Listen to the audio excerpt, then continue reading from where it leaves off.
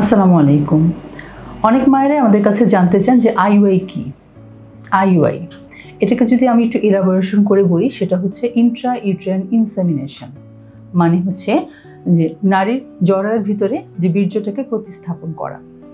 এটা আমাদের যে ইনফার্টিলিটি বন্ধ্যত্ব চিকিৎসার একটি আধুনিক চিকিৎসা।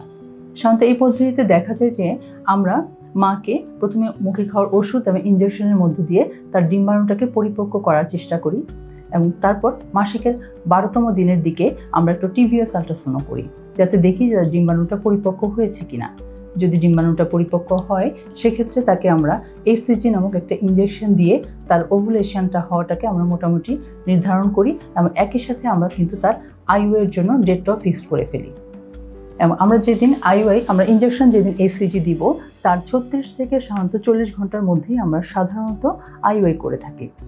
এই আইইউআইয়ের ক্ষেত্রে যেটা করতে হয় সেটা হচ্ছে স্বামী স্ত্রী উভয়কে আমাদেরকে ইনফার্টিলিটি ল্যাবে আসতে হয়, এবং সেখানে স্বামীর সিমেন্টটাকে কালেকশন করা হয়, এবং সেটা সাধারণত মেশিনের মাধ্যমে স্পেশাল কিছু মিডিয়ার মধ্যে দিয়ে প্রসেস করা হয়, এবং সেই বীর্যটাকেই মধ্যে সবচেয়ে যেটা মোটাইল মানে নড়াচড়া যেগুলো বেশি করে এমন বীর্যকেই সাধারণত একটি আইইউআই ক্যাথেটার বা একটা ছোট্ট নলের মধ্য দিয়ে স্ত্রীর জরায়ুতে সরাসরি প্রতিস্থাপন করা হয়। আর এটাই হচ্ছে আইইউআই বা ইন্ট্রাইউটেরাইন ইনসেমিনেশন।